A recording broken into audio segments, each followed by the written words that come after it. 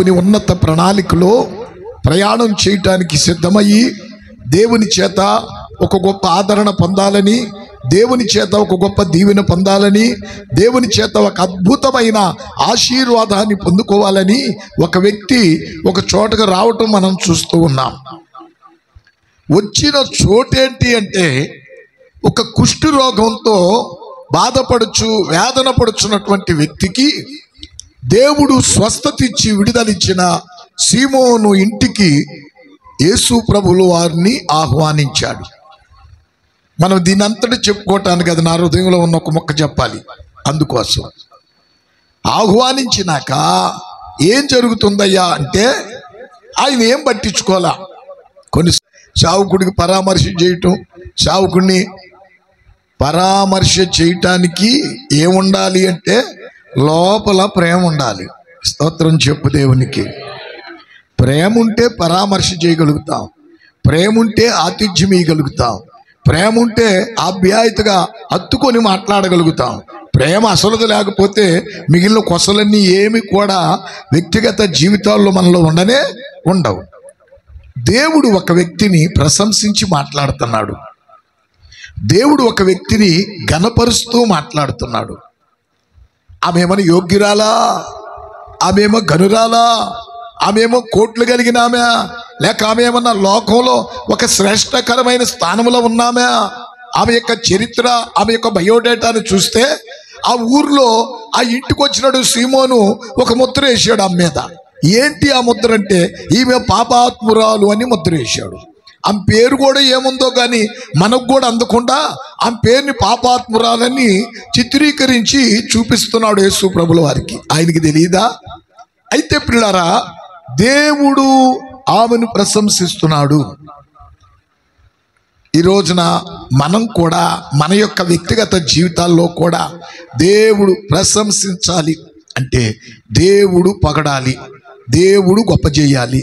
దేవుడు మనలను ఓయ్ నయోమి నువ్వు చాలా మంచిదానివే అనాలా, ఓ మార్తమ్మ నువ్వు చాలా మంచిదానివే అనాలా, ఓ మరియమ్మ నువ్వు చాలా మంచిదానివే అనాలా. దేవుడు అనేటట్లు మన జీవితాలు కట్టుకోవాలి. లోకంలో ప్రయాణం చేసే మనం ఎదుటోడు బాగుండడు, మనను కూడా బాగు లేకుండా చేయటానికి మనను కూడా మనం చేసే తప్పులన్నీ కప్పెట్టి మనల్ని సమర్థించే వాళ్ళు ఉన్నారు. స్నేహితులు సుమ ఇంటి పక్కన ఈది పక్కన ఉంటారు. అందువల్ల ఏం జరుగుతుంది అంటే మన తప్పుని ఏంటో మనం తెలుసుకోలేకపోతాం, మన లోపాలేంటో మనం తెలుసుకోలేకపోతాం. కనుక అలాగే యథా రాజా తదా ప్రజ అన్నట్లుగా మన భక్తి కొనసాగి వెళ్ళిపోతుంటుంది. కానీ దేవుడు మెచ్చుకునే రీతిల్లో, దేవుడు పొగిడే రీతిల్లో, దేవుడు గణపరిచే రీతిల్లో మాత్రం మన జీవితాలు కట్టుకోలేకపోతాం. ఎందుకని అంటే కొన్ని మన అంతరంగంలో ఆత్మ సంబంధమైన జీవితం అది దృఢపరుచుకొని దేవుడితో ప్రయాణం చేస్తుంటే దేవుడి దగ్గర ప్రశంసలను మనం పొందుకోగలుగుతాం. దేవుడు మనల్ని ప్రశంసించాలి అంటే, దేవుడు మనలను మంచిగా ఎంచుకోవాలి అంటే, దేవుడు మనలను గొప్పగా మాట్లాడాలి అంటే మనము దానికి తగినటువంటి ప్రవర్తన అంతరంగములో భక్తిని సంపాదించుకొని ఒక విశ్వాసాన్ని సంపాదించుకొని ప్రయాణం చేస్తుంటే దానిలో ఉన్న అద్భుతమైన ఆనవాళ్ళు మనం చూడగలుగుతాం. ఒక మాట మీకు గుర్తు చేసి అసలు విషయంలోకి వెళ్తాం. మత్తయి సువార్తలో 8వ అధ్యాయం చూడండి, 10వ వచనం చదువుతారా? దైవ గ్రంథములు 8వ అధ్యాయం. వెంట వచ్చే వాళ్ళని చూసి యేసు ప్రభుల వారు ఇశ్రాయేలీయులలో ఎవరికైనాను ఇంత విశ్వాసం ఉన్నట్లు చూడలేదని ఒక అధికారి ప్రభువు దగ్గరికి వచ్చాడు. ప్రభువు దగ్గరికి వచ్చాయ్యా, నువ్వు మాట మాత్రం సెలవిస్తే చాలయ్యా, నువ్వు నా ఇంటికి రానవసరం లేదయ్యా. మనం సావుకుడు ఇంటికి రాకపోతే ముహూర్తాలు మోడుతుంటాయి చాలామందికి. వస్తానన్నాడు రాలేదు, ఆయనకి మనం అంటే లెక్క ఉండదు, ఆయనకి మనం అంటే గుర్తుండదు. ఇక మన భాషలన్నీ మనకు బాగా తెలుసు. కానీ ఆత్మీయ బిడ్డలారా, దేవుడి సముఖంలో దేవుడు ఎక్కడుంటే అక్కడికే మనం వెళ్ళాలి. స్తోత్రం చెప్పండి. ఈ సబ్జెక్టులో మీకు నేను చెప్పడానికి ఒక గనురాలు ఉంది. దైవజనుడు ఎక్కడుంటే ఆ కర్మేలు పర్వతం దగ్గర అక్కడికి వెళ్ళింది. కానీ ఆయన్ని నువ్వు నా ఇంటికి రా, నాకున్న పరిస్థితి చూడని విస్తారంగా ముచ్చటించిన ఆమె. కానీ భక్తి కలిగిన వారు ఎప్పుడు కూడా అలాగా కదల్చబడకుండా నిమ్మలంగా ప్రభువుతో ఉంటారు. సావుకులకు ఒక దీవెనకరమైన కుటుంబాలుగా ఉంటారు. స్తోత్రం చెప్పండి ప్రభువుకి. కనుక దైవ సముఖంలో అలాగా ఆ అధికారిని చూసి అన్యుడు, దేవుని కలిగినోడు కాదు, దేవుడి రక్షణ పొందినవాడు కాదు, తనకున్నటువంటి ఆ రోగత కొరకు దేవుని దగ్గరకు వస్తే దేవుడి దగ్గర దేవుడిని వస్తాను పదండ్రా అని అన్నాడు కానీ నువ్వు వద్దయ్యా, అన్ని మనకు కాదు, నువ్వు వద్దయ్యా, నువ్వు వస్తానికి నేనంత అర్హునికి కలిగినటువంటి కుటుంబం నాది కాదు, నా ఇంటికి వద్దు అన్నాడు. ప్రభువారు ఏం చెప్పారు? అతను చూసి, ఇదిగో ఇట్లాంటి వాడు అసలు చరిత్రలో నేను ఎక్కడ చూడలేదు ఇలాంటి ఆయన్ని, మీలో అలాంటి వాళ్ళు ఎవరు నాకు కనపడలేదని ప్రశంసించాడు అన్యుడైనటువంటి అధికారిని. ఈ రోజున దేవుడి సన్నిధిలో ప్రయాణం చేస్తున్న మనం ఒక పాపాత్మురాలిని దేవుడు ఆమెను అభినందిస్తూ ఉన్నాడు. ఆమెని దేవుడు ప్రశంసిస్తూ ఉన్నాడు. దేవుడు ఆమెని ఒక ఘనమైన వ్యక్తిగా చెబుతున్నాడు. ఎవరితో చెబుతున్నాడో తెలుసా? ఇంటికి పిలిచిన సీమోనుతో చెబుతున్నాడు ఈ మాట. మనం చదువుకున్న భాగం 47వ వచనం ఏముందంటే, చదవండి ఆ భాగంలో. ఆమె నన్ను, ఏ అబ్బాయి సీమోను, నువ్వు లోపల ఏదేదో ఆలోచిస్తున్నావురా, నీ మనసు సరిగా లేదురా. రే గారడి సీమోనుతో కూడా ఏం చెబుతాడంటే, సీమోను నీవు నీ యొక్క హృదయము దేవుడి దగ్గర సరిగా లేదురా, చూసుకోరా అని అన్నాడు ప్రభు. అలాగే ఈ రోజున మనతో కూడా ఏం మాట్లాడుతున్నాడు అంటే, ఇదిగో నీ యొక్క హృదయాన్ని జాగ్రత్త చేసుకో, నీ మనసును సరిగా ఉంచుకో అని చెబుతూ ఏమన్నాడు ఆ భాగంలో చదవమా?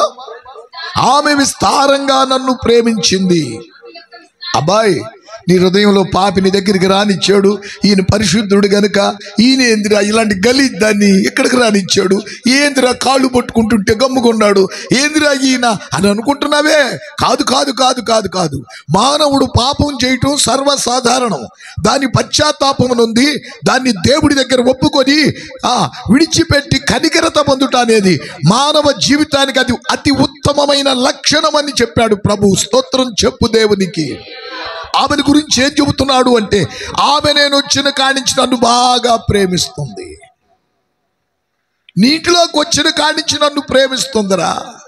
ఎందుకు అనంటే ఆమె యొక్క స్థితి అంతా కూడా ఆమె ఎరిగినది కనుక. ఈ రోజుల్లో దేవుడు మందిరాలకు వస్తాం కానీ మన స్థితిగతులను మనకు సరిగా అర్థం కావు. కానీ పెద్దోళ్ళు అంటారు ఒక సామెత, ఉడతకెందుకురా ఊళ్ళో వార్తని. అర్థమైందా? కొన్ని మార్లు మన యొక్క స్థితిగతులు సరిగా ఉండవు, మన ప్రవర్తన సరిగా ఉండదు, మన ఆలోచన సరిగా ఉండదు. మనలో ఉన్న లోపాలను మనము అలాగే సమర్థించుకుంటూ ఎదుటి వారిని ఎన్నిక చేస్తాం, ఎదుటి వారిని తోలనాడతాం, ఎదుటి వారిని విమర్శిస్తాం. అలాగే ఆ సీమోను కూడా అలాగే మాట్లాడుతున్నాడు. బాగా గమనించండి. ప్రభు అన్నాడు, ఈమె నన్ను ఎక్కువగా ప్రేమించింది కనుక ఆమె విస్తార పాపములు క్షమించబడి ఉన్నవి అన్నాడు. ప్రభుకి మహిమ కలుగునుగాక. ఈ రోజున ఆమెలో ఉన్నటువంటి ఆమెను విస్తారమైన ప్రేమతో దేవుడు ఆమెను ముచ్చటించటానికి, ఆమెను ప్రశంసిస్తానికి, ఆమెను ఘనపరచటానికి, ఆమెను ఒక ఉత్తమమైన వ్యక్తిగా దేవుడు క్షమించి ఇంటికి పిలిచిన సీమోనుతో దేవుడు ఇలాగ చెప్పటానికి ఒక 3 విషయాలుండి. ఒక్కటి మీకు ఈ రాత్రి చూపించి నేను ముగిచ్చేస్తా. బైబిల్ గ్రంథంలో అదే లూకాసు వార్త 7వ అధ్యాయం 38వ వచనం చదువుతారా? 7వ అధ్యాయం 38వ వచనం చదవండి అమ్మా. వెనుక తొట్టు ఆయన పాదముల యొద్ద నిలవబడి ఏడ్చుచు కన్నీళ్లతో ఆగు దేవుని సముఖానికి వచ్చింది. ఆమె ఏడవటం ప్రారంభించింది. దేవునికి మహిమ కలుగునగాక. ఈ రోజున మందిరాలకు వస్తున్నటువంటి మనం అత్త దగ్గర ఏడుస్తారు, కోడల దగ్గర ఏడుస్తారు, మామ దగ్గర ఏడుస్తారు, చేసుకున్నవాడి దగ్గర ఏడుస్తారు, అన్నదమ్ముల దగ్గర ఏడ్చేవాళ్ళు ఉన్నారు. కానీ దేవుడి దగ్గరికి వచ్చి ఏడ్చేవాళ్ళు ఎంతమంది ఉన్నారు? సంవత్సరం గతించిపోతుంది. ఈ నెల అయిపోతే 2026లో మనం ప్రవేశించబోతూ ఉన్నాం. దైవ సముఖంలో దేవుని మందిరాలకు వస్తున్న మనం ఎప్పుడైనా దేవుడి సన్నిధికి వచ్చి దేవుడు ఉన్నాడని ఎరిగిన మనం దేవుడి దగ్గర ఎప్పుడైనా ఏడ్చావా నీ జీవితంలో? చాలా మంది ఏడుస్తుంటాం. దేనికి ఏడుస్తామంటే అనవసరమైన వాటి కోసం ఏడుస్తాం, కానీ అవసరమైన దాని కొరకు ఏడవలేరు. అనవసరమైంది ఏంటి? భర్త గారు చీరకు మంచి ఖరీదైంది పండుగ రోజులు వస్తే తీసిలేదు, దానికి ఏడుస్తావు. బిడ్డకి ఫీజు కట్టలేదని దానికి ఏడుస్తావు. లేకపోతే అందరూ మంచిగా వండుకొని తింటున్నారు, మా జన్మేంది, మా గతి ఏంది, మా బతికేంది, ఇదిగో ఇలాంటివి పెడుతున్నావు, నువ్వు ఇంత తిండి కూడా మమ్మల్ని సరిగా చుట్టలేదు, దానికి ఏడుస్తావు. ఆ అమ్మ ఏదన్నా ఒక బంగారం చేయను ఒకటి తెచ్చుకుంటే నా ముఖం ఏందో, నా జీవితం ఏందో, నా కర్మ ఏందో, ఆ అమ్మ చూడు రిక్షా దొక్కేవాడు బంగారం తీసుకొచ్చి ఇచ్చాడు, నువ్వేందో నీ మొక్క నువ్వేందో, కానీ ఏం చేస్తున్నావో ఏం చెందుతున్నావో తెలియదు, డబ్బంతా ఏం చేస్తున్నావో తెలియదు, నాకేమన్నా పెట్టావా అనగానే ఒక దెబ్బ కొడతాడు, అనవసరంగా గదిలించుకుంటావు, అలాగే ఏడవటం ప్రారంభిస్తావు. నీకు అవసరమైన దాని కొరకు నీవు దేవుడి సముఖానికి వస్తున్నావు, కానీ నీకు అవసరమైన దాని కొరకు ఎప్పుడైనా నీవు ప్రార్థించి దేవుడి దగ్గర ఏడ్చావా నీ అవసరత కొరకు? ఆమెకి అవసరమైన దాని కొరకు ఏడుస్తుంది. లోకంలో ఎన్నో జయాలు చూచాను నేనింతకాలం, లోకంలో ఎన్నో జయాలు చూచాను నేనింతకాలం, అయినను ఎందుకో నెమ్మది లేదు, అయినను ఎందుకో నెమ్మది లేదు, సమాధానం కొదువైనది, నెమ్మది నొంద సమాధానం కొదువైనది, ఆధారం నీవేనయ్యా, మాకు ఆధారం నీవేనయ్యా. కాలము మారినా కష్టాలు తీరినా, కాలము మారినా కష్టాలు అమ్మే కారణం నీవేనయ్యా యేసయ్యా, కారణం. దేవునికి మహిమ కలుగును గాక. దేవుడి దగ్గరికి వచ్చి నీ అవసరత కొరకు ఎప్పుడైనా ఏడ్చావా? నీకు ఒకటి అవసరమైనదని ఎప్పుడైనా ఎరిగావా? ఇంట్లో సమాధానం లేకపోతే భర్తతో ఏడుతూ ఉంటావు, గొడవలు పెట్టుకుంటావు, అవసరమైతే అమ్మోళ్ళు నాన్నోళ్ళు పిలుచుకొని సమాధానం అంటావు, లేదంటే అది కూడా పరిదాడితే పోలీస్ స్టేషన్కి వెళతావు, ఏడుతూ ఉంటావు, అలాగ మాట్లాడుతుంటావు. కానీ నీకు అవసరమైనది ఏంటి అంటే నీ ఏడ్పు వినగలిగిన వాడి దగ్గర ఎప్పుడైనా నువ్వు ఏడ్చి ప్రార్థన చేశావు? ఎప్పుడైనా 2025 కూడా ముగింపు వస్తుంది. ఎప్పుడైనా మానసిక ఒత్తిడి నీ ఇంట్లో నీ భర్తతోనూ నీ కుటుంబంతోనూ పడలేని చెరలోని ఉన్నప్పుడు ఈ మానసిక ఒత్తిడిని నేను తట్టుకోలేకపోతున్నానయ్యా, నాకు నెమ్మది అయ్యా అని ప్రార్థన చేసావా? ఏడ్చి ప్రభు దగ్గర ఎప్పుడైనా నీ కన్నీరు ప్రభు దగ్గర కార్చావా? నీకు అవసరమైనది ఏంటంటే నీ హృదయానికి నెమ్మది కావాలా, నీ జీవితానికి ఒక ప్రశాంతత కావాలి. నీకు అవసరమైనది ఏంటో తెలుసా? నీ భర్త మారాలి, నీ కుటుంబం మారాలి, నీ బిడ్డలు మారాలి.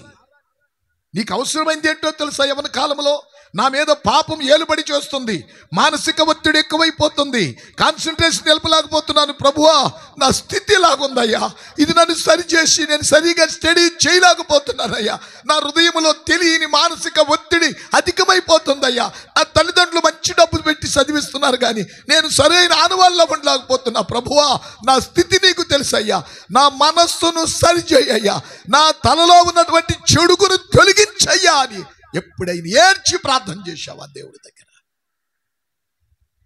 మనం జయకరమైన వాళ్ళంగా ఉండాలి అంటే, మనం ఒక ఆశీర్వాదకరమైన వారిగా ఉండాలంటే, మన కుటుంబాలు ఒక దీవెనకరంగా ఉండాలి అంటే,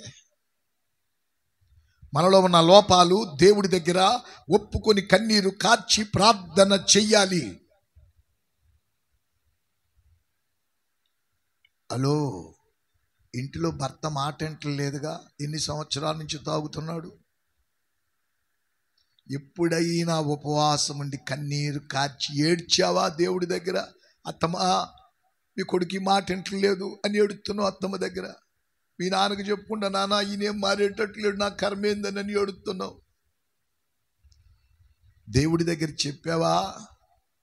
దేవుడి దగ్గర ఏడ్చావా?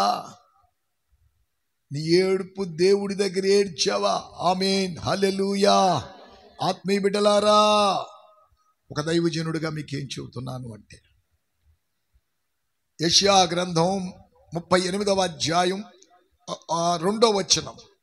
యెషయా గ్రంథం 38:2 త్వరగా చదివి సహకరించండి. ఏముంది అక్కడ? అతడు తన ముఖమును గోడ తట్టు తిప్పుకొని, యెహోవా యథార్థ హృదయుడనై సత్యముతో నీ సన్నిధిని నేనెట్లు నడుచుకుంటునో, నీ దృష్టికి నేనెట్లు అనుకూలంగా సమస్తమును నేనెట్లు జరిగించితినో కృపతో జ్ఞాపకము చేసుకొనమని హిజ్కియా కన్నీళ్లు విడిచుచు. ఆమేన్. నీకొచ్చే సమస్య నీ ఇంటోళ్ళు తీర్చలేరు. నీకొచ్చే సమస్య నీ అత్తమామలు తీర్చలేరు. నీకొచ్చే సమస్య నీ తండ్రి తీర్చలేడు, నీ తల్లి తీర్చలేదు అనేది ఎరగాలి. అసలు దేవుడి దగ్గరికి వచ్చే మనం, నా సమస్య డబ్బుతో తీరిద్దిలే, నా సమస్య నా బలగంతో తీరిద్దిలే, నా సమస్య నేను సొల్యూషన్ చేసుకోగలుగుతానులే, నా సమస్య అది ఎట్లా బాగొట్టుకోవాలో అది నాకు తెలుసులే అనేటువంటి ఈ బ్యాడ్ మైండ్, అంటే దేవుడితో సరి అయిన సహవాసం లేని మైండ్లో ఉంటున్నారు కనుక మీరు దేవుడి దగ్గర కన్నీరు కార్చి ప్రార్థించలేకపోతున్నారు. సరైన సహవాసం దేవుడితో చేస్తుంటే ఆ దేవుళ్ళో ఉండే మాధుర్యాలు మనం ఎరగగలుగుతాం. ఎరగగలిగితే మన మైండ్లు సరిగా ఉంచుకోగలుగుతాం. ఎరిగినటువంటి పౌలు గారు చదవద్దు కానీ తిమోతికి రాసిన 2వ పత్రికలో 1వ అధ్యాయం 12వ వచనం అంటాడు, ఈ హేతువు చేత నేను నమ్మిన వాడిని నేను ఎరుగుదును గనుక నేను ఈ శ్రమలన్నిటినీ సహించుకుంటున్నాను. ఎరగటం కావాలి.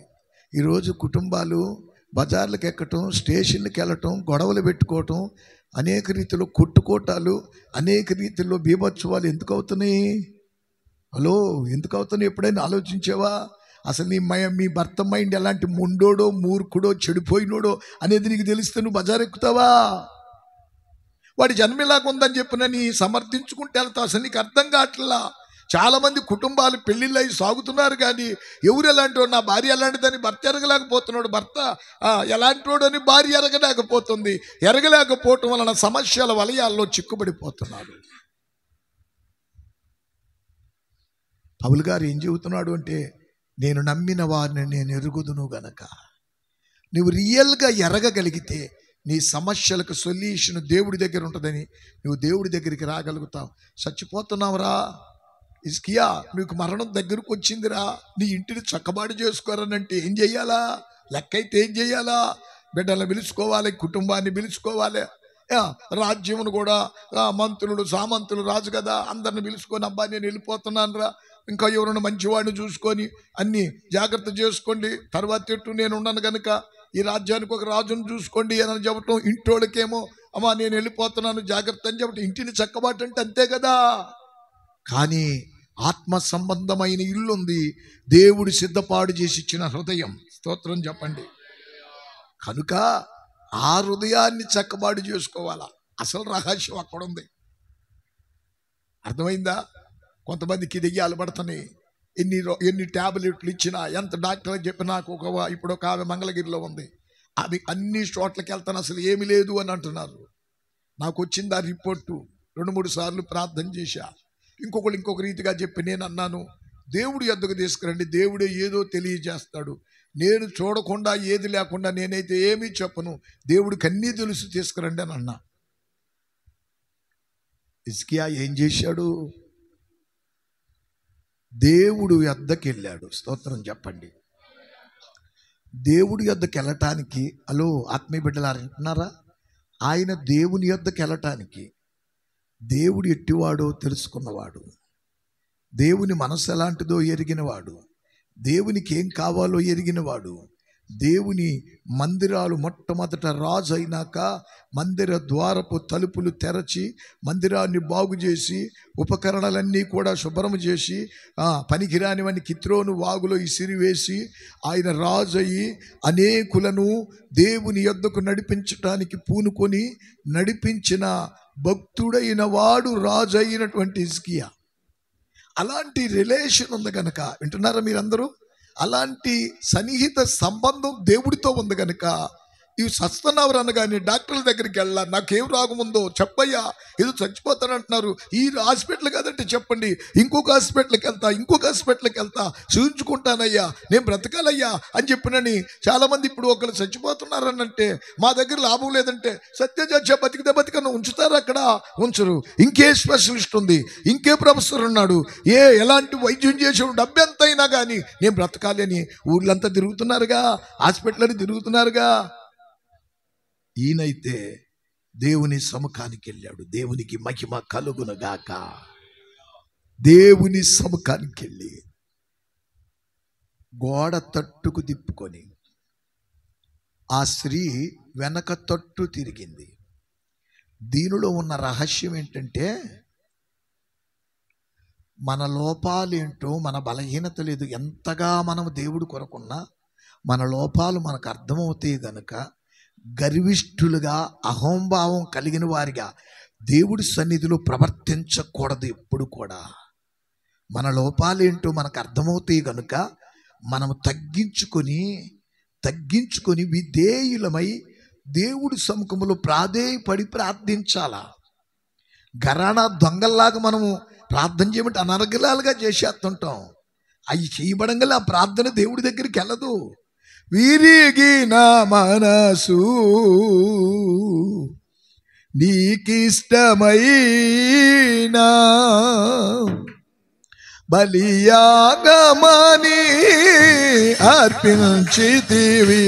విరిగిన మనసు నీకిష్టమైన బలియాగమని అర్పించితివి. బలియు అర్పణ కొరవు నీవు, బలియు అర్పణ కొరవు నీవు, బలి అయితివి మా దోషము కొరకు, బలి అయితివి మా దోషము కొరకు. విరిగిన మనసు నీకిష్టమైన బలియాగమని అర్పించితివి. హల్లెలూయా. దేవుడి దగ్గరికి వచ్చినాక మన గరాణ తనవంత తగ్గాల. నువ్వు దేవుడి దగ్గరికి వస్తున్నావు కానీ తగ్గట్లా. నీ హృదయం సరైన పశ్చాత్తాప హృదయంగా కనపట్లా. నువ్వు అడిగే ఎందుకు పొందుకోలేకపోతున్నావంటే నీ లోపల ఉన్న నేను అని అహం, తలంపులు ఊహలు పుట్టక మునిపే చెప్పండి తర్వాతే ఎరిగినవాడు, మన తల ఎంట్రుకలు ఎన్నుండియో కూడా లెక్కించగలిగినవాడు. అలాంటి ఆయనకి మనం పెద్దోళ్ళు అంటారు తాతకి దగ్గులు నేర్పబాకరని. అలాగ మనం దేవుడు కూడా నేను బాగానే ఉన్నానయ్యా, ఏంది నా దేవుడు నాకేం చేయట్లేదు, నేను ఇంత ప్రార్థన చేస్తున్నా, కానుకలు ఇస్తున్నాను, నేను దశంభాగం ఇస్తున్నా. నీ దశంభాగం నీ కానుకలు ఒక పక్కన పెట్టు. దానికంటే ముఖ్యమైనది ఏంటంటే నీ హృదయం దేవుని ఎదుట సరిగా ఉండాలి. కనుక ఆయన గోడ తట్టుకు తిప్పి, ఏంది దేవా, ఏంది నీ మందిరానికి ఇన్ని చేశానుగా, మన వాళ్ళకి ఫ్యాన్ ఒకటి ఇస్తే పేరు లేకపోతే పాస్టర్ గారు మొత్తం మూడింది, ఈయనకేం లెక్కలేదు, పేరు కూడా ఇవ్వలేదు, ఈయన మేము ఎంత ఖర్చు పెట్టి తీసుకొచ్చానంటే. కొంతమంది అలాంటి దుర్మార్గమైన మైండ్లు, అందుకే వాళ్ళు ఎదగట్లా, అసలు అభివృద్ధి లేదు, ఒక దీవెన లేదు, ఒక ఆశీర్వాదం లేదు. పిల్లికి భిక్షం పెట్టరు కొంతమంది. ఒక కానుక కూటం పెట్టుకుంటే 50 రూపాయలు ఇస్తారు, 100 రూపాయలు ఇస్తారు. అటువంటి వాళ్ళు ఇప్పుడు చాలామంది ఉన్నారు. మీకు తెలుసో లేదు, మాకు తెలుసు. రోగాలకి రొప్పులకు లక్షలు పోతారు. కానీ దేవుడికి ఇవ్వాలంటే మనసు రాదు కనుకనే రానట్టే ఉంటారు చాలామంది జీవితాలు.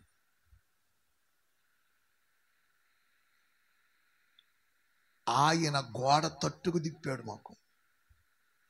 దేవుడు ఆయన చూడంగానే ఎంత జాలిపడి ఉంటాడు. వాడు చూడు నా కోసం ఎంత చేశాడు. అంతటితో కాదు, వాడు వచ్చేది కాకుండా రాజు అయ్యి అనేకుల్ని దేవుడు మందిరాలకు తీసుకొని వచ్చాడు. నేను రెఫరెన్స్లు చెప్పట్ల, సమయం అయిపోయింది గొర్రెలుగా. అందుకని ఎంత ఎంత తగ్గించుకున్నాడు. ఏడుకోడు చూడు, ఏంది దేవా నీకు, ఎదుగో ఈ మందిరానికి ఒక 10,000 ఇచ్చాను, ఒక 5,000 ఇచ్చాను. ఈ మందిరం అప్పుడు కట్టేటప్పుడు ఒక్కొక్కళ్ళు 100 రూపాయలు ఇచ్చారు. 3,800 వచ్చినాయి అప్పట్లో. ఈ మందిరం కట్టేటప్పుడు మన వాళ్ళందరూ కలిసి సందాలు వేసి రాసుకొచ్చి ఒక 3,800, మొత్తం 4,000 రూపాయల్లో తెచ్చి ఇచ్చారు మొట్టమొదటి. అప్పుడు సంఘం లేనప్పుడు మన ఆత్మీయులు. ఏందయ్యా మేము ఈ చేస్తుంటే మాకు అది లేదు, మేము అది చేస్తుంటే ఇది లేదు. నీ మనసు సరిగా ఉండాలి దేవుడి దగ్గర. ఏడ్చాడు. ఏం చేశాడు చెప్పండి అమ్మా, ఏం చేశాడు చెప్పు? ఏడ్చాడు బిడ్డ, ఏడ్చాడు. 5వ వచనం చదవండి, 5వ వచనం చదవండి. హిజ్కియా యొద్దకు పోయి అతనితో ఇట్లా చెప్పు. దేవుడు చెబుతున్నాడు యెషయాతో, అబ్బాయి రే ఇదిగో నేను చెప్పేది ఒకటి విను. ఆ రోజు వాడికి చెప్పావు కదా, వాడు విన్నాడు కదా. లోకం మీద ఆధారపడలా, స్తోత్రం కలుగును గాక. ఏదో వైద్యాల దగ్గరికి వెళ్ళలా, లేకపోతే కృంగిపోలా, వేసారిపోలా, కలత చెందలా. నేను ఆరాధించే దేవుడు శక్తి కలిగిన వాడని ఎరిగాడు. స్తోత్రం చెప్పండి ఒకసారి. ఏ కార్యమైనా చేయగలిగిన వాడు. ఏమంటే చచ్చిపోతావంటే సావులో నుంచి బ్రతికించగలిగిన వాడు అంటే మనం ఆరాధించే యేసుక్రీస్తు ప్రభుల వారు ఒక్కరే. స్తోత్రాలు చెప్పరేంది? ఏంది లేదు కొంతమంది ఏంది పలకా పలకట్లే ఈ అమ్మాయి అసలు ఏందో ఆలోచిస్తా ఉంది మొత్తానికి. స్తోత్రం చెప్పండి ఒకసారి. మంచిది ఏనండి. నేను ఆరాధించే దేవుడు చచ్చిపోతామని చెప్పాడు ప్రవక్త, చావులో నుంచి బ్రతికించగలిగిన. ఎంత రిలేషన్ దేవుడితో. హలో, దేవుడితో మంచి మనసుంటే గొప్ప కార్యాలు దేవుడు చేస్తాడు. దేవుడికి నేను నా వంతులు ఇస్తే దానికి రెట్టింపు ఇస్తాడు అనే మనసు ఎంతమందికి ఉంది? దేవుడు కొరకు నేను నమ్మకంగా జీవిస్తే నా కుటుంబానికి దేవుడు, నా బిడ్డలకి దేవుడు ఉన్నత స్థితిని ఇస్తాడని ఎరగలిగిన వాళ్ళు ఎంతమంది ఉన్నారు మందిరంలో? ఒక్కసారి ఆలోచించుకోండి. ఆయన అన్ని అందాల దేవుడి కొరకు బ్రతికాడు, దేవుడి కొరకు జీవించి. అయ్యా మా తాత దేవుణ్ణి ఎరిగినోడు కాదు, మా ఆయన దేవుణ్ణి ఎరిగినోడు కాదు, అందుకని మేమేం చేయలేకపోతున్నాం అంటారు. అబ్బో ఎంత చిలక పలుకులుగా చెబుతారు. ఈయన తండ్రి ఆహాబు దేవతా స్తంభాలను నిలబెట్టాడు. హలో వింటున్నారా? రాజు అయినాక దేవతా స్తంభాలు నిలబెట్టి పూజలు చేయించి పురస్కారాలు చేయించాడు. లోపల కృతజ్ఞత కలిగిన మనసు ఉండాలి ఎవరికైనా. ఆ కృతజ్ఞత కలిగిన మనసు ఉంది కనుక తండ్రి అయ్యాం అయిపోయింది, కొడుకులయ్యాం వచ్చినాక ఆయన ఏం చేశాడు అంటే మొట్టమొదటి చేసింది దేవుడు మందిరం విషయంలో చేశాడు.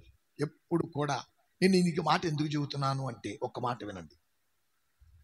దేవుడి దగ్గర జీవించే మనం ఒక స్వతంత్రత తెచ్చుకోవాలా. మీకు అర్థమయ్యే భాషలో చెప్పమంటారు ఇంకొక మాట.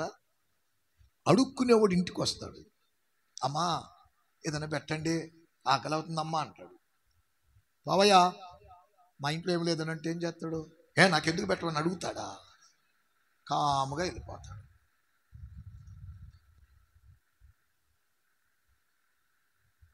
ఒక వ్యక్తికి మనం సహాయపడితే ఆ వ్యక్తి దగ్గర సహాయం కోసం వెళ్తే, రే అబ్బాయి నాకు ఒక 1000 రూపాయలు ఇరా అని అడుగుతాం. వాడి దగ్గర ఉన్నాయి. నానస్తున్నాడు, రే నీకు ఎన్ని మార్లు సాయం చేశాను రా, కనీసం ఈ కొద్దిగానే చేయలేవా? నీ దగ్గర ఉందలేరా? నువ్వు చేయగలవలేరా? చేయరా అన్న. మరి బాబు ఈడు మనకు చేసాడు, చేయకపోతే బజార్కి ఎక్కుతాడేమోనని దానికోసమైన మనసులో పెట్టుకొని రేపు ఇస్తాను లేరా ఉంటే ఇంట్లో అప్పటికప్పుడు తెల్లి ఇవ్వన్నది మళ్ళీ దొంగనవుతానని రేపు చూసిస్తాను ఎక్కడో చోట అని అంటాడు. రేపు మరి ఖచ్చితంగా అనుకున్న సాయం చేస్తాడు. అతడికి చేయబట్టి కదా అతడు స్వతంత్రంగా మాట్లాడగలిగింది. నువ్వు దేవుడి కొరకు ఏమైనా చేసావా? ఎప్పుడైనా దేవుడు మందిరానికి చేసావా? దేవుడు ఒత్తించే దాంట్లో చేసావా? నీ భక్తిని సరిగా కట్టుకున్నావా? దేవుడి మీద ఆధారపడి జీవించావా? ఏదైనా దేవుడి దగ్గర నీకుందా? ఉంటే హిజ్కియా లాగా దేవుడి తట్టుకు తిరిగి, ప్రభువా నన్ను నువ్వేం చెయ్యాలా? బ్రతికించయ్యా, అయ్యా నన్ను క్షమించయ్యా, నేను ఎలాగ జీవించానో నీకు తెలుసు కదయ్యా అని కన్నీరు కారుస్తుంటే, ఒరే వీడు నాకు పనికొచ్చేవాడు, ప్రభుకి మహిమ కలుగునగాక, స్తోత్రం కలుగునగాక, వీడు నాకు ఉపయోగకరుడు అని యెషయాకి చెప్పాడు. రేయ్ వెళ్ళురా, వాడి దగ్గరికి వెళ్ళురా అన్నాడు. వెళ్ళు అని చెప్పి ఆయనకి ఏం చెబుతున్నాడంటే, వాడు కన్నీరు విడుచుట చూచి తిని, స్తోత్రం చెప్పు దేవునికి, వాడు ప్రార్థించే ప్రార్థన నా చెవులో పడెను, స్తోత్రం. వాడికి 15 సంవత్సరాలు ఆయుష్కాలం ఇచ్చేశా, వాడికి చెప్పు అన్నాడు. దేవునికి మహిమ కలుగునుగా. ఎన్ని లక్షల లోకంలో డాక్టర్లకు పోస్తూ ఉంటాం. మీకు అర్థమయ్యే భాషలో జీవితం ఏమనుకోబాకండి. అనుకున్నా నాకేం బాధ లేదు, మీకు ఆశీర్వాదాలు కావాలి, అది నా బాధ. ఎన్ని డబ్బులు హాస్పిటల్లో పోస్తాం. ఇప్పుడు అసలు న్యూ జనరేషన్లో ఊరక చెకప్పులకే 10,000, 15,000, 20,000 కూడా చేస్తున్నారు హాస్పిటల్లో. మందిరంలో కానికేయాలంటే 100 రూపాయల కాగితం మార్చేదన్న 10 రూపాయలు, 10 రూపాయలు, ఇంట్లో ఎంతమంది ఉంటారు? అన్ని పదులు తీసుకొచ్చి చేతులు పట్టుకొని కానికేస్తారు. మీరు కాదులే, లోకంలో జరిగేది చెబుతున్నా. మళ్ళీ నాకు ఆయన ఎప్పుడు ఇట్లాంటివి చెప్పడం, నేను ఎప్పుడు ఆయన అడగను. నాకు అసలు అలాంటి సంబంధం, ఏదో సబ్జెక్ట్ వచ్చింది కనుక చెబుతున్నా. కానీ డబ్బు వర్షంలో మా సేవ కాదు. మా దగ్గర ఉండే సేవకులు కూడా అలాంటి వర్షంలో సేవ చేసేవాళ్ళు కాదు. చేసే వర్షం ఉంటే మేము ఇక్కడ ఉండి చేస్తామో లేదో, నేను అక్కడ ఉండి చేస్తాను లేదో నా యేసయ్యకి తెలుసు. స్తోత్రం కలుగునుగాక. అయితే దేవుని వాక్యం వచ్చినప్పుడు మీతో ముచ్చటించాలి. ఎల్లు వాడి దగ్గరికి అన్నాడు. వెళ్ళి ఏం జరిగింది? 5వ వచనంలో చదవండి అన్నమాట. నీవు తిరిగి హిజ్కియా యొద్దకు వెళ్ళి అతనితో ఇట్లను, నీ పితరుడైన దావీదునకు దేవుడైన యెహోవా నీకు సెలవిచ్చినదేమనగా, నీవు కన్నీళ్లు విడుచుట. అందరూ స్తోత్రం చెప్పండి. ఆత్మీయ బిడ్డలారా, ఈ భాషలో ఒక మాట మీకు గుర్తు చేస్తున్నా. మీరు కన్నీరు కారుస్తుంటే మీ ఇంటోళ్ళో, ఈదులో వాళ్ళో, నాన్న వాళ్ళో ఎంతమంది చూసి పరామర్శిస్తున్నారు? ఒక్కసారి మందిరంలో ఈ భాష ఆలోచించండి. కన్నీళ్లు విరుస్తుంటే చూచి కూడా చూడనట్టుగా పక్కకు తొలిగెళ్తారు. భర్తల దగ్గర సమస్యలన్నీ ఏడుతుంటే ఈ ఏడుపు ముఖం దాన్ని, ఏడుపు ముఖంని ఎంతకాలం చూడాలని చెప్పి పట్టించుకోకుండా వెళ్ళేవాళ్ళు ఎంతమంది ఉంటారు? ఆమె విస్తారంగా నన్ను ప్రేమిస్తుంది, ఎందుకంటే ఆమె నా యొద్ద కన్నీరు కార్చింది. ఆమె నన్ను ప్రేమించుటలో గల కారణం ఏంటంటే, ఆమెకి విలువైన కన్నీటిని నా పాదముల మీద కారుస్తూ ఉంది. ఆమె నన్ను ఎక్కువగా ఎందుకు ప్రేమించిందని చెబుతున్నాను అంటే, ఆమె హృదయంలో ఉన్న పాపమంతా కూడా పశ్చాత్తాప హృదయం, ఆమెలో ఒక స్పందన వచ్చి, ఆ స్పందన ఆమె హృదయములో ఉన్న దుఃఖాన్ని విడిచి ఒప్పుకొని ఏడుస్తుంది. ఆమె విస్తార పాపములు నా దగ్గర ఏడుస్తుంది. ఆమె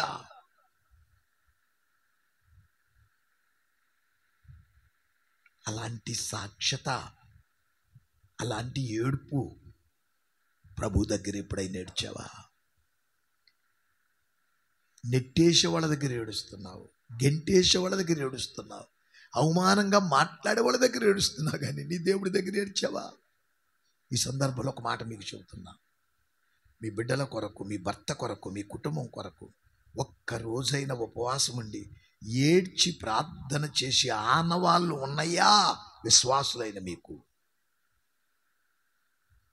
ఏంది పాస్టర్ గారు సరిగా ప్రార్థన చేయట్లేదేమో, మా భర్తే మారట్లా, మా పిల్లలే మారట్లా, అయినా ఆయనకేం పట్టించుకోవట్లేదు మా కుటుంబాల కోసం. అసలు నువ్వు పట్టించుకుంటున్నావా? బాధపడుతుంది నీవు, ఇబ్బంది పడుతుంది నీవు, సమస్యలు ఎదుర్కొంటుంది నీవు. నీ ఏరు కన్నీరై పారి అమ్మకో నాన్నకో ఎళ్ళకో వాళ్ళకో ఏడ్చుకొని చెప్పుకుంటుంది నీవు.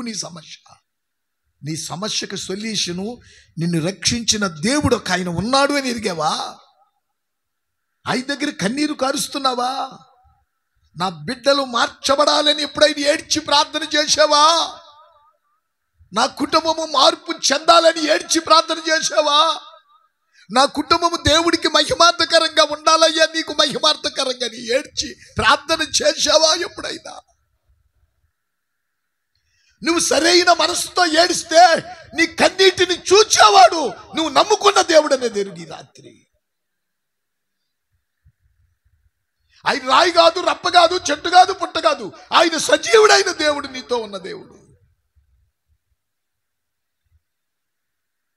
ఆత్మీయ బిడ్డలారా, దేవుడి సన్నిధిలో ఉన్న మనం, దేవుడు నీతో నాతో మనతో మాట్లాడుతున్నాడు. ఏడ్చావా? ఏడవాలి అంటే ఏడవాలి అంటే నేను నమ్ముకున్న దేవుడు నా శక్తి కంటే, నా పరిస్థితుల కంటే, నాకున్న ఇబ్బందుల కంటే అతీతమైన శక్తి కలిగిన వాడు నేను నమ్ముకున్న దేవుడిని ఎరగాలి. దేవుడి సముఖంలో ఎరగలిగినప్పుడు ఏడవగలుగుతావు. ఎరగలిగినప్పుడు దేవుడి సన్నిధిలో భారంతో ప్రార్థన చేయగలుగుతావు. ఎరగగలిగినప్పుడు నీ హృదయంలో ఉన్న బాధ అంతా అమ్ముకో, నానుకో, చెల్లెలుకో కాదు, నీ దేవుడితో చెప్పుకో. నీ దేవుడి దగ్గర ఏడ్చి ప్రార్థన చేయి. సంవత్సరాలు గతించిపోతాయి, నెలలు గతించిపోతాయి, దొర్లుకుంటా వెళ్ళిపోతాయి. దేవుడి కృపతో దొర్లిపోతున్నా, నువ్వు చావకుండా దొర్లిపోతున్నా, రోగానికి కీడులకు అప్పగించకుండా దేవుని కృప నిన్నెందుకు వచ్చిందంటే నీ ఇంటి కొరకు ఏడ్చి ప్రార్థన చేస్తావని, నీ బిడ్డల మార్పు కొరకు కన్నీరు కారుస్తావని. ఎందుకు ఉంచుతున్నాడంటే ఈ దినమందైనా నీ మనస్సు దేవుడి తట్టుకు తిప్పుతావని ఈ రోజు వరకు దేవుడు సజీవురాలుగా ఉంచాడు. అది అర్థం కావట్లా ఇంకా చాలా మందికి. ఇంకా ఏదో తినుము, త్రాగుము, సుఖించు అన్నట్లు ఎప్పటికప్పుడు తలదురుసుకొని, ఎప్పటికప్పుడు చేయిలు కడుక్కొని అలాగే వెళ్ళిపోతున్నావు. నిన్నెందుకు బ్రతికించాడంటే నువ్వేదో భక్తి కలిగి నేనేదో భక్తి అనేటువంటి ఉద్దేశంతో కాదు ఉంచింది. నీ సమస్యల వలయములో నీ ఇల్లు పాపంతో శాపంతో నశించిపోవటం దేవుడికి ఇష్టం లేదు కనుక ఈ దినమునందైనా నీవు మనసును మార్చుకొని కన్నీరు కార్చటం, ఏర్లై పారటం నీ జీవితంలో చూడాలని ప్రభువు అనుకుంటున్నాడు. ఎందుకు చూడాలనుకుంటున్నాడంటే నువ్వు కన్నీరు కార్చకపోయినా చేయగలడు, ఏది చేయకపోయినా చేయగలడు. కానీ అలాంటి సమయాలు అలాగ చేస్తే నీ మనసు నీ స్థితి మీద, నీకున్నటువంటి ఘనత మీద ఆధారం చేసుకొని పాడైపోయి పతన స్థితికి వెళతావని నిన్ను చక్కబాటు చేయడం కోసమే దేవుడు నీ ఇంటిలో ఒక చెరబెట్టాడు. నిన్ను నీ ఇంటిని ఒక గొప్ప ఆశీర్వాదకరంగా ఉంచడం కోసమే నీ భర్తను ఒక ముళ్ళుగా పెట్టాడు ఇంట్లో. ఎదిగావా? ఏ కాడికి నా భర్త మారలేదయ్యా, నా బిడ్డ మారలేదయ్యా అని అంటున్నావు. కానీ దాని కొరకు ఒక ట్రీట్మెంట్, దానికి ఒక వైద్యం. చస్తున్నావు అని అంటే డాక్టర్ గారి దగ్గరికి వెళ్తే ఒక వైద్యం, ఒక దానికి ఒక ఈ వారం అంతా వాడు అనే ఒక ఇది నీకు ఇస్తాడు. ఈ మందులన్నీ కూడా ఈ వైద్యంలో ఈ ట్రీట్మెంట్కి సరిపడేవన్నీ కూడా వాడండి అని అంటాడు. వాడండి అంటే వాడకుండా ఏమి లేకుండా ఇంట్లో పెట్టేసి తర్వాత డాక్టర్ గారి దగ్గరికి వెళ్ళి తర్వాత అయ్యా నా భర్త ఏందయ్యా ఇంకా రికవర్ కాలేదు ఏందయ్యా అని అంటే డాక్టర్ గారు ఫస్ట్ టైం అడుగుతాడు, నేను ఇచ్చిన మందులన్నీ కరెక్ట్గా వేసావా అడుగుతాడా లేదా? సరైనటువంటి ఆహారం పెట్టావా? నేను చెప్పినట్లు ఆ రోగానికి కొంత ట్యాబ్లెట్లతో పాటు సరైనటువంటి ఆహారం పెట్టకపోతే ట్యాబ్లెట్ల పవర్ ఎక్కువైపోయిందంటే ఇంకొక సైడ్ ఇన్ఫెక్షన్లోకి వెళ్ళిపోయి వాడు ఇంకా పాడైపోతాడు. అలాగ ఒక ట్రీట్మెంట్ దేవుడి దగ్గర. నువ్వు చేసావా? సంవత్సరాలు గతించిపోతున్నాయి. నీళ్ళు శాపగ్రస్తంగా ఉంచుకొని దేవుని ప్రణాళికని ఇంట్లో జరిగించుకోకుండా చాలా మందికి తెలియనోళ్ళు, పిచ్చోళ్ళు, తొగ్గలకల్లాంటోళ్ళు డబ్బుంటే అన్నింటినీ సాధించగలమంటారు. పిచ్చి తొగ్గలకల్లా అంటోళ్ళు ఉన్నారు లోకంలో. ధనము సమస్త కీడులకు మూలం ఎరగండి. ఎందుకనయ్యా అంటే డబ్బు కావాలి, కానీ దాని మీద బేస్ చేసుకొని మనం ప్రయాణం చేయకూడదు. డబ్బు 8 కోట్లు ఆడబెట్టాడు బాలసుబ్రహ్మణ్యం. హలో, మనం అంత టోళం కాదులే, మనం 20,000 30,000 అయినా పెడతాం బాగా. లేకపోతే ఆయన ఎన్ని కోట్లు పెట్టాడు? 8 కోట్లు. ఆయన ప్రాణం కాపాడుకున్నాడా? భద్రపరుచుకున్నాడా? ఏది లేకుండా మాలాంటి అలుపులు మీలాంటి వాళ్ళు కరోనాలో దేవుడు కృపించి మనల్ని బ్రతికించాడు. స్తోత్రం చెప్పండి, హల్లెలూయా. మన సంఘాల్లో ఎక్కడ కూడా థైరాయిడ్ ఉంది, హార్ట్ కంప్లైంట్ ఉంది, వాళ్ళు చెప్పి అన్ని ఉన్న వాళ్ళు బోల్డ్ మంది ఉన్నారు. ఒక్కళ్ళు కూడా కరోనాలో విశ్వాసులు కానీ మనకున్న సహవాసంలో పాస్టర్లు కానీ ఒక్కళ్ళు కూడా చావకుండా దేవుడు కాపాడాడు. దేవునికి మహిమ కలుగునగా. ఈరోజు మనం ఎరగాల్సింది ఏంటంటే, దేవుడి దగ్గర నీకున్న బేస్ ఏంటంటే విశ్వాసం. విశ్వాసం విశ్వాసముతో దేవుడు పాదముల చెంత ఆయన నీడలోకి రావాలా, ఆయన చేరువులోనికి రావాలా. ఆయన దాపులోనికి వచ్చింది. ఆమె దాపులోకి వచ్చింది. యేసయ్య దాపులోనికి వచ్చింది.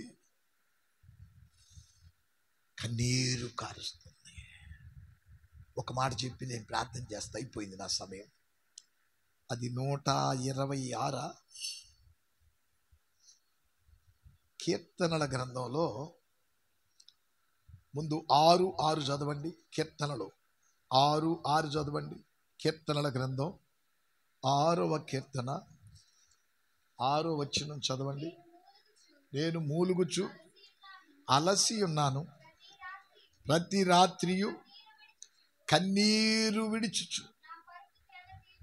అది ప్రతి రాత్రియు కన్నీళ్లు విడిచుచు. దావీదు గారి కీర్తన అనుకుంటుంది. నేను రోజు కూడా మూలుగుతూ ఏడుస్తూ ఏం చేస్తున్నాను అంటే, ఏం చేస్తున్నాడంట ఆయన? కన్నీరు. మనం అంత అన్నం కడుపులు వేసుకుంటే చాలు, హాయిగా పడుకోబెట్టాడు. స్తోత్రం అయ్యా, కాపాడేవయ్యా, స్తోత్రం అయ్యా, ఏ తెగులు రాకుండా చేసేవయ్యా, స్తోత్రం అయ్యా, ఏ యాక్సిడెంట్ కలగకుండా చేసేవయ్యా, స్తోత్రం అయ్యా, నీకు వందనాలయ్యా అని ప్రార్థన చేసుకొని, అమ్మాయి చెప్పేసావా గడపడ కాడా, చీపురేసావా గడపడ కాడా, వేసా, అయిపోతే ఏదైనా సైతాన్లో అనుకొస్తాయి. తెల్లారి పొద్దున్న లేవంగానే స్తోత్రం అయ్యా, చచ్చిపోకుండా బతికిచ్చావయ్యా, లేవనెత్తేవయ్యా, పగలంతా కాపాడయ్యా, నీ దూతలు తోడుంచయ్యా, నీ కంచెయ్యా, యేసునామములో. నేను చెడిపోయిన బతుకుతున్నానేమోనయ్యా, నాలో కొన్ని పాపాలు ఉన్నాయ్యా, అయ్యా నాకు ఇష్టకరమైన కొన్ని వదలలేకపోయానయ్యా, నన్ను క్షమించయ్యా, నా పాపాలు క్షమించయ్యా, నా రోదన జీవితాన్ని క్షమించయ్యా, నా బిడ్డలకు సరైన ఆనవాళ్ళు ఇలేకపోతున్నా. తల్లి ఎట్టిదో బిడ్డలు అట్టి వాడగను. తల్లులు సరిగా ఉంటే దేవుడి దగ్గర బిడ్డలను సరైన మార్గంలో నడిపిస్తారు. తల్లులు అధిక ప్రేమలతో భర్తల్ని సమర్థించుకుంటూ వెళ్తుంటారు కొంతమంది. అందుకే పాతాళానికి నడిపించుకుంటున్నారు కుటుంబాలని.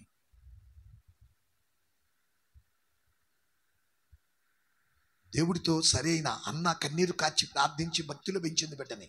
మందిరంలోకి రాగానే బాలుడై ఉండగానే సాష్టాంగపడి నమస్కారం చేశాడు. తల్లులకి ఎందుకు అంత బాధ్యత అంటే, భర్తలు తెల్లారతలకి వెళ్ళిపోతారు, తల్లులు పొదుగుకుల బిడ్డలతో ఉంటారు. అన్నం పెట్టే కానించి, స్నానం చేయించే కానించి, జల్లేసే కానించి, తలలు దువ్వే కానించి, నిక్కర్లేసే కానించి, లంగాలు కట్టే కానించి, పిల్లలకి ఎన్ని ఎవరు చేస్తారు? తల్లులు. అందుకే బైబిల్లో పరిశుద్ధాత్ముడు ఏం చెప్పాడు అంటే, తల్లి ఎట్టిదో బిడ్డ కూడా. తల్లులుగా ఉన్న మీరు కన్నీరు కార్చారా? బిడ్డల కోసం, భర్తల కోసం కన్నీరు కార్చారా? అత్తమామల కోసం కన్నీరు కార్చారా? నా కుటుంబం నశించిపోకూడదు అని ఏడ్చి ప్రార్థన చేసావా?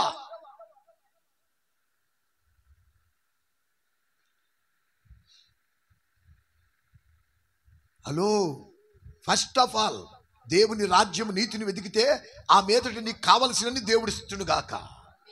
ప్రభు చెప్పాడు, నేను చెప్పటం కాదు ఆ మాట. నీకు ఎంత ఇచ్చినా కానీ నీ ఇల్లు సరిగా లేకపోతే, నీ బిడ్డలు సరిగా లేకపోతే దేవుడిచ్చేది ఆశీర్వాదకరంగా వాడుకోగలుగుతావా? అయ్యా బ్యాంకుల్లో స్పందనాలు వచ్చింది, డబ్బు వచ్చిందయ్యా, గ్రూపుల్లో ఇంత వచ్చిందయ్యా, మీకు అర్థమయ్యే భాష. ఇంత తీసుకున్నానయ్యా, తీసుకోగలనే ఆ పాపిష్టోడు నా భర్త వచ్చి లాక్కొని పోయాడయ్యా, రోజు అయిపోయిందాక లాక్కొని పోయి ఈరోజు నేను ఈ గ్రూపులు సరిగా కట్టలేకపోతున్నానయ్యా. ఏడుస్తున్నావుగా, అదేందో ఏడుపేందో. ఏడ్చి నీ భర్తను ప్రభువు దగ్గర దేవుడి సహాయంతో మార్చుకుంటే నీకు వచ్చిన ధనమంతా కూడా ఆశీర్వాదకరంగా నీ బిడ్డలతో వాడుకోగలుగుతావుగా. ఆమేన్ చెప్పు దేవునికి. ఈ రాత్రికాల సమయంలో ఆమె కన్నీరు కార్చింది. 3 విషయాలు ఒకటే మీకు చెబుతున్నా. దేవుని వద్దకు వచ్చినాక 126లో 6వ వచనమా చదువమ్మా. అదుగో కన్నీరు విడిచచ్చు, కన్నీరుతో విత్తువాడు సంతోషగానముతో పంటను కోస్తావు. నువ్వు కన్నీటితో నీ విత్తనాలన్నీ, నీ బాధంతా, నీ మాటలు, నీ వేదనంతా కూడా దేవుడి దగ్గర ఇట్టితే దేవుడు సొల్యూషన్ ఇచ్చి, అది కూడా వాడికి 15 సంవత్సరాలు ఇచ్చాను వారని ఆనందంతో హిజ్కియాని సంతోషభరితుడుగా చేసిన దేవుడు ఈరోజు నీ ఇంటిని కూడా, నీ బిడ్డలను కూడా, నీ కుటుంబాన్ని కూడా సంతోషభరితులుగా చేయబోతున్నాడు. నూతన సంవత్సరంలో దేవునికి మహిమ కలుగునుగాక. ఒకే ఒక మార్గం ఏంటంటే కన్నీరు కార్చటం నేర్చుకుంది. వాళ్ళెవరో చెన్నైలో చచ్చిపోతే కూలిచ్చి వాళ్ళని కన్నీరు గారస్తానికి పెట్టుకుంటారు. వాళ్ళు ఏం చేస్తారు, ఉల్లిపాయలు తీసుకొని సంకల్లో పెట్టుకుంటారంట. ఆ పవర్కి ముక్కులు కాడు పెట్టుకుంటారంట. ఆ పవర్కి తెలియకుండానే కళ్ళల్లో నీరు వస్తా ఉంటుంది. ఆ నీరు కాదు సుమా, హృదయము కదిలించబడే నీరు, పశ్చాత్తాపము నొందే నీరు. నీ ఇంటిని చూస్తున్నప్పుడు ఆ దరిద్రతను పోగొట్టుకోవటానికి ఆయన ఒక్కడే ఈ దరిద్రతను ఆ ఇంట్లో నుంచి తీవేయగలిగిన వాడని, హృదయములో దేవుని యందు ఉన్న విశ్వాసత నీ హృదయంలో నుంచి కన్నీరు కార్చడానికి, దేవుడు ఆ కన్నీటిని చూడటానికి, దేవుడు ఆనందముతో నీ ఇంటిని ఉంచడానికి దేవుడు ప్రశంసిస్తున్నాడు. రే, ఆమె విస్తారంగా ప్రేమించింది ఎందుకో తెలుసా? ఆమె విస్తారంగా ఏడవటం మొదలుపెట్టింది నా దగ్గరికి వచ్చిన కాడి నుంచి. ఆమె ఏడుస్తుంది నా దగ్గరికి వచ్చిన కాడి నుంచి.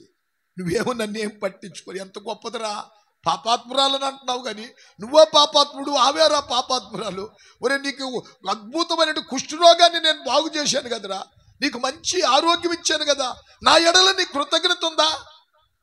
చాలామంది రోగాలు బాగు చేసుకుంటారు కానీ, కొన్ని సమస్యలు బాగొట్టుకుంటారు కానీ దేవుడికి సరైన కృతజ్ఞత కలిగి సంఘంలో సహకరించడం అనేది ఉండదు. ఈ రాత్రి దేవుడి సన్నిధిలో ఉన్న ఆత్మీయ బిడ్డలారా, కన్నీరు కార్చటం, ఒక తీర్మానం చేసుకోవటం ఈ సంవత్సరం ముగింపు నుంచే ప్రారంభించండి. 2026లో నీ వల్ల కాని సమస్య, నీ వల్ల కాని మార్పు దేవుడు ఇవ్వబోతున్నాడు. అట్టి రీతిలో దేవుడు మిమ్మల్ని అందరినీ ఆయుత్తపరిచి ఆనందవశులుగా చేయునుగాక. ఆమేన్. మోకరించి కళ్ళు మూసుకుందాం. అందరూ మోకరించాలి. మోకరించి కళ్ళు మూసుకుని ఒక్క నిమిషం విత్తమైన వాక్యాన్ని మన జీవితంలో పరిశీలనలోకి తీసుకొచ్చుకుందాం. పాపాత్మురాలు ప్రభు పాసన్నిధిలో కన్నీరు కార్చింది. తన స్థితి ఏంటో, తన గతేంటో, తన పరిస్థితి ఏంటో హృదయపూర్వకంగా ప్రభు పాసన్నిధిలో తనను తాను పరిశీలన చేసుకోగలిగింది. మోకరించండి. అందరూ మోకరించడానికి అవకాశం ఉన్నాడు. మోకరించి ప్రార్థన చేద్దాం. ఒక్క నిమిషం మోకరించి 2 చేతులు పైకెత్తి హృదయపూర్వకంగా పశ్చాత్తాపడుతూ ప్రార్థన చేయండి. అందరూ ప్రార్థన చేయాలి. హల్లెలూయా, హల్లెలూయా, హల్లెలూయా, హల్లెలూయా. స్తోత్రం. పాదాలునే కడుగనా యేసు, పాదాలునే కడుగనా, పాదాలునే కడుగనా యేసు, పాదాలునే కడుగనా, కన్నీటితో కడిగి పన్నీరు పూయనా, కన్నీటితో కడిగి పన్నీరు పూయనా, నన్నేలు స్వామికి నా జీవనాదునికి, నన్నేలు స్వామికి నా జీవనాదునికి, పాదాలునే కడుగనా, యేసు పాదాలునే కడుగనా, పాదాలునే గనా, యేసు పాదాలునే కడుగనా.